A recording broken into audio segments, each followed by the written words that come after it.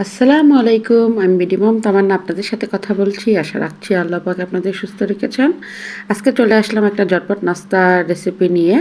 তো কথা বলার আগে আমি এখানে ২ টা আলু প্রেসার কুকারে সিদ্ধ করতে দিয়ে দিলাম।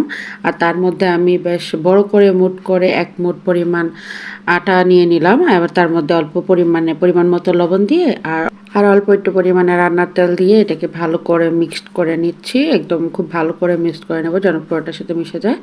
আর তারপর আমি এখানে অল্প অল্প পরিমাণে পানি দিয়ে আস্তে আস্তে করে একটা ডো তৈরি করে নিচ্ছি। এটা পরিমাণ মতো বুঝে দিতে হবে যে কতটুকু লাগে, এজন্য অল্প অল্প দিতে হবে। যাই হোক, এই ডোটা করতে করতে ওদিকে আলুগুলো সিদ্ধ হয়ে গেছে। আমি আলুগুলো একটা চামচ ভেঙে নিয়েছি যেহেতু আলুগুলো অনেক গরম। আচ্ছা, আপনাদের প্রতি আমার একটা অনুরোধ, আপনারা যদি আমার ভিডিওটা একটু ভালো লেগে থাকে তাহলে প্লিজ আমাকে লাইক, শেয়ার অ্যান্ড সাবস্ক্রাইব করে দিবেন আর আমাকে কমেন্ট করে জানাবেন। আর আপনারা যদি আমার ভিডিওটা ফেসবুক থেকে দেখে থাকেন তাহলে প্লিজ আমাকে একটা ফলো করে দিবেন এবং লাইক করে দিবেন। আর আপনাদের একটা মূল্যবান মতামত বা কমেন্ট আমার জন্য অনেক অনুপ্রেরণা যোগায় পরের একটা ভিডিও তৈরি করার জন্য। যাই হোক, আমি কথা বলতে বলতে এখানে আলুটাকে ভালো করে মেখে নিয়ে তার মধ্যে পেঁয়াজ, কাঁচামরিচ আর একটু চাট মশলা দিয়ে দিলাম। দিয়ে এবার আলুটার মধ্যে বেশ ভালো করে মিক্সড করে নেব। এখানে একটু পরিমাণ মতো লবণও দিয়েছি।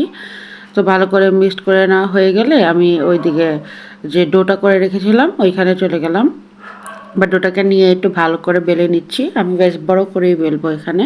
পুরা একদম পিঁড়িটা ভর্তি করে বড় করে আমি এখানে বেলেছি। যাই হোক, তারপরে আমি মাঝখানে এখানে একটা বোতল দিয়ে নিয়েছিলাম, কাচের জার। তো দিয়ে আমি পুরো চতুর্দিকে আলুর মাখাটা দিয়ে দেব। দিয়ে আমি এখান থেকে জারটা তুলে নিলাম। তুলে নিয়ে এবার একটা ছুরির সাহায্যে এটা আমি চতুর্দিক দিয়ে কেটে নিচ্ছি। আপনারা দেখলেই বুঝতে পারবেন যে আসলে আমি এটা কীভাবে কাটছি। তো এখানে আসলে ইচ্ছা যে কে কতটুকু বড় বা নিজের পছন্দ মতো ছোটো করেও নিতে পারে। তো আমি এখানে এরকম একটু বড় বড়ই করেছি, বেশ ভালোই বড় বড় করেছি। করার পরে এখানে আমি এটাকে দেখুন, আপনারা দেখলে বুঝতে পারবেন, হাত দিয়ে এটাকে ঘুরিয়ে ঘুরিয়ে এটাকে একটা শেপ দিয়ে নিলাম। এটার ডিজাইনটা আসলে অনেকটাই সুন্দর লাগে, খুবই সিম্পল বাট অনেক সুন্দর লাগে দেখতে। আমি আশা রাখছি আপনারা যদি আমার পুরো ভিডিওটা দেখেন বা আমার পাশে থাকেন, আমার ভিডিওগুলো দেখেন তাহলে অবশ্যই আমি আপনাদের মন জয় করে নিতে পারবো। এখানে আমি আরও একটা তৈরি করে নিয়েছি। দেখতেই পেয়েছেন কিভাবে তৈরি করেছি। এবার সবগুলো বানানো হয়ে গেলে আমি এখানে প্যানে চলে যাব তেল গরম করার জন্য। এবার আমি প্যানে কিছুটা পরিমাণ তেল দিলাম। দিয়ে এটা মোটামুটি পরিমাণ গরম হয়ে গেলে তার মধ্যে আমি একে একে সবগুলো দিয়ে দিচ্ছি। যেন বেশি গরম না হয় প্রথমে একটু খেয়াল রাখতে হবে। তারপরে সবগুলো দেওয়ার পরে হিটটা একটু বাড়িয়ে দিয়ে এটাকে সুন্দর করে আস্তে আস্তে করে ভেজে নিয়েছি। এই খাবারটা বানাইতেও যত না সহজ, খেতেও কিন্তু অসাধারণ মজা। তো সবথেকে বড় কথা হলো এই রান্নাটা তৈরি করতে খুব বেশি সময় লাগে না। আপনি ১০ মিনিটের ভিতরে চাইলেই এই রান্নাটার বা রেসিপিটা তৈরি করে ফেলা যায়।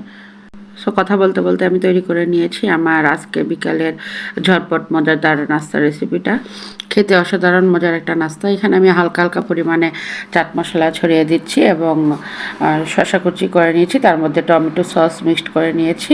এটা তৈরি করতে করতে আমার পরিবারের সকলের ধৈর্য আর হচ্ছিল না যে কখন দিবে কখন খাবো। খাবারটা আসলে এত মজা হয়েছে। Enough for today. ইনশাল্লাহ আবার দেখা হবে। আসসালামু আলাইকুম। Thanks for watching.